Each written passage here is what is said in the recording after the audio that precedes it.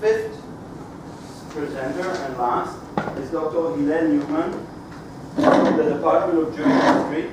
His research interests are Jewish history in the Second Temple period and the period of the Mishnah and Talmud. He's also concerned with Jewish-Christian relations in Antiquity and Jewish and Christian apocalyptic literature. I don't know if you can hear me. Is it picking up my voice? I would just, as a corrective, say I generally, depending on the audience, prefer to describe my field of interest as Jews under Roman and Byzantine rule, but that's a matter of... well, you should correct your emphasis. No, my website, I try not to look at it, nothing to do with it. I find myself in the awkward position of being the last speaker in the last session, on the last day, not including your tour tomorrow in Akko, of a conference which I didn't participate in on the Cairo Genizah without even being a Genizah scholar per se. So it's oddly fitting, if not altogether comforting, that I've come to speak about the end of the world. Specifically, I've been invited by the organizers to present a brief survey of Jewish apocalyptic texts from late antiquity in the Genizah. Let me clarify first the nature of the materials to which I'll be referring. Classical Jewish apocalypses are familiar to us primarily, though not exclusively, from the Second Temple period and from the years immediately following the debacle of 70 CE. As a genre, apocalypses are, of course, found also among the earliest literary products of Christianity, and then the apocalyptic tradition found expression in Islam as well. One of the oddities of Jewish apocalyptic literature, however, is its disappearance, if we may judge by the surviving artifacts, for hundreds of years, till its re-emergence sometime towards the end of Byzantine rule in Palestine, that is the late 6th or early 7th century. This is just one example of a far broader phenomenon, the rediscovery, as it were, of Second Temple literature after an extended period of dormancy. There are perhaps avenues of transmission and continuity which we fail to pick up on our radar, but the fact remains that Jewish apocalypses enjoyed a revival after 400 or 500 years of arrested development.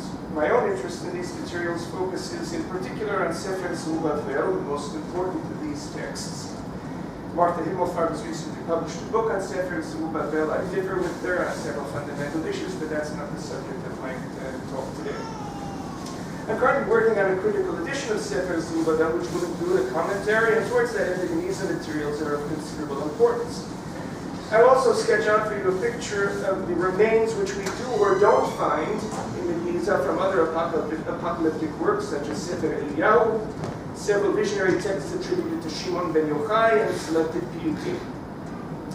These and other sources were collected many years ago by Yehuda Eben Shmuel in his anthology, Midrashei Geula, a book that is as problematic as it is convenient. Eben Shmuel heavy-handedly improved, as it were, the texts he edited as he saw fit, hence everything one finds there should be used with caution. Facsimile edition of Midrashei Geula has just been issued by the Carmel Publishing House, containing 2 new corrective and supplementary introductions, one by my friend Oded Hirschai, the other by me, and much of what I'll share with you now and more can be found at greater length in what I've written there. I begin with Sefer Zerubbabel. The book purports to describe the end of days, including Persians and Romans in Jerusalem, 2 Jewish messiahs, 1 anti-messiah, and much that is familiar to students of earlier Second Temple literature. It's commonly held, and I share this opinion, that the work is Palestinian in origin, and there are even indications of distinctively Galilean context. I've argued in earlier studies that the textual history of the work must be described along 2 axes. 2 stages of the emergence of the composition. There are variations within each of these 2 families, but they don't change the fundamentals of the stem. The 2 branches are distinguished, among other things, by the target date of the eschaton. In branch A, as I'll call it here, the target date is roughly 570 CE, that is, prior to the Persian, Byzantine, and Islamic battles over Jerusalem and Palestine in the early 7th century. In branch B, by means of an interpolation by a later hand, that date is deferred by 490 years to the 11th century. Along the way, one finds in both branches accretions which portray secondary additions from later periods, a phenomenon characteristic of the transmission of apocalypses of all sorts. I maintain for these and other reasons that branch A is earlier and represents a more original recension of Sefer Zerubbabel.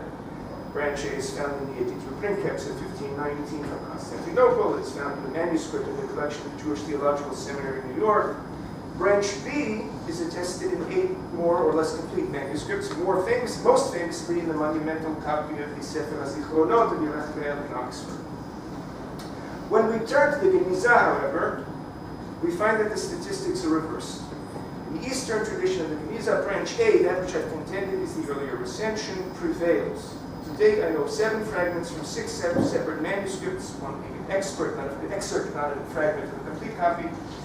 5 of these manuscripts belong to branch A and only 1 to branch B, later recension. These Genizah materials are of consequence not only for establishing the history of Sefer Zerubbabel's textual evolution, but also its reception and its dissemination. The Genizah also has what to teach us about the adoption of the recensions in secondary sources, but that's a weighty topic that falls far outside the scope of my presentation. As a footnote, I'll mention that one other apocalypse whose pseudepigraphic hero is the biblical Zerubbabel. I refer to the Judeo-Arabic work edited from the Genizah fragments by Moshe Gil in a study in the Revue des Études Juives. Gil insisted on lumping together 2 compositions, the Arabic and the Hebrew, but this was an unfortunate misrepresentation of the sources. The texts must be treated unequivocally as 2 distinct creations. I proceed to the next apocalypse on my list, Sefer Eliyahu, which seems to have been composed at roughly the same time as Sefer Zerubbabel. In its present form, it may well reflect the period of Persian rule in Jerusalem between 614 and 628 CE, but on the other hand, it patently makes use of earlier apocalyptic motifs, all of which complicate the task of establishing its provenance. Its content suggests composition in Palestine or elsewhere in the East. There is, by the way, no connection between the Hebrew Sefer Eliyahu and the Coptic Book of Elijah.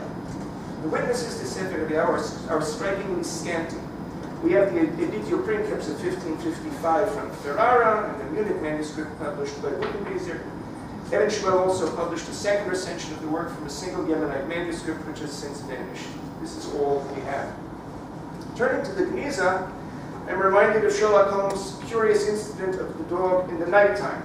Curiosity being the dog who failed to bark, contrary to expectation. I have not, at least till today, encountered a single Genizah fragment of Sefer Eliyahu, and none, to the best of my knowledge, is mentioned in the scholarly literature. And this is curious, particularly in light of the fact that certain motifs found in Sefer Eliyahu appear in a Palestinian Yud by Amin Mahem Uvalektahi, which is well attested in the Genizah among other places. I don't expect that this is a question which will keep you awake at night. I find it rather niggling. In the event that any of you should come across a fragment of Sefer Eliyahu, please let me know. I'll be most grateful. Next on my list is the collection of apocalypses featuring Shimon ben Yochai as an apocalyptic visionary. That in itself is an interesting phenomenon because it attests to the elevation of a rabbinic sage to the status of pseudepigraphic seer in an apocalypse, a role traditionally reserved by Jews in earlier works to biblical heroes. The Shimon ben Yochai texts, and that'll happen on convention, I'll just speak about Rashbi. These texts comprise a later body of work printed products, by all appearances, of Muslim Palestine.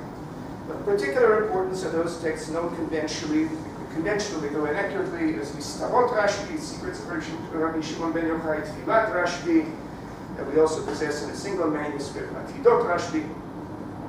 Once again, the textual evidence is scarce. The witnesses of Mistavot Rashbi include, like Sefer Eliyahu before it, the edition of Ferrara 1555, the Munich manuscript. Tfilat Rashbi was published by Jelinek from a single manuscript. When we turn to the Genizah, we find fragments that are similar to, yet consistently different from all of the witnesses I just mentioned. I was at one point tempted to describe this situation as one of extreme textual fluidity. I know of 5 such Genizah fragments in Hebrew, one in Judeo-Arabic, which I'll speak about in a moment. Some of the Hebrew fragments derive from a single manuscript. I had to radically reconsider the problem after coming across 2 almost complete Parma manuscripts representing a single recension, one similar to but not identical to Tfilat Rashbi.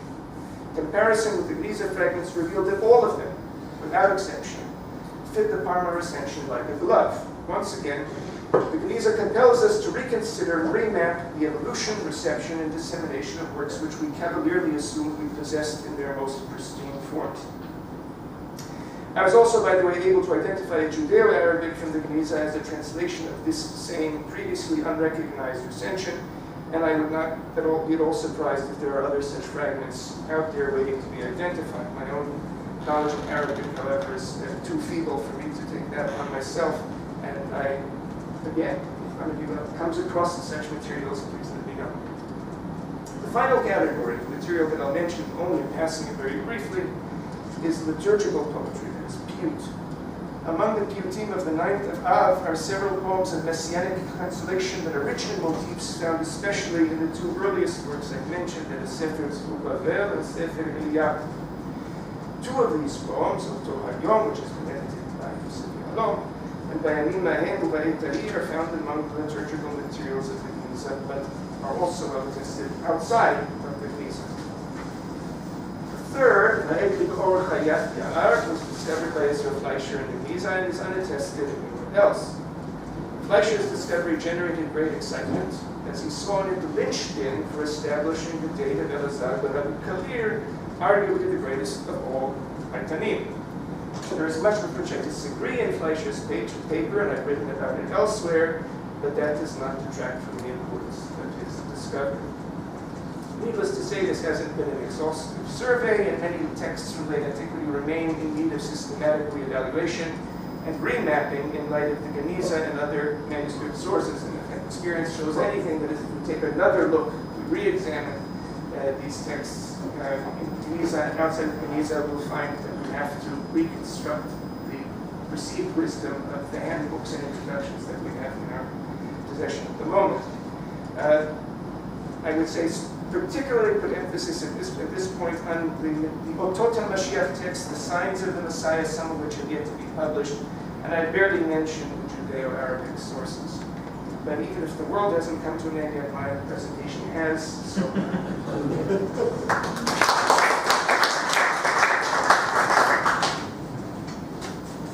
So, last questions?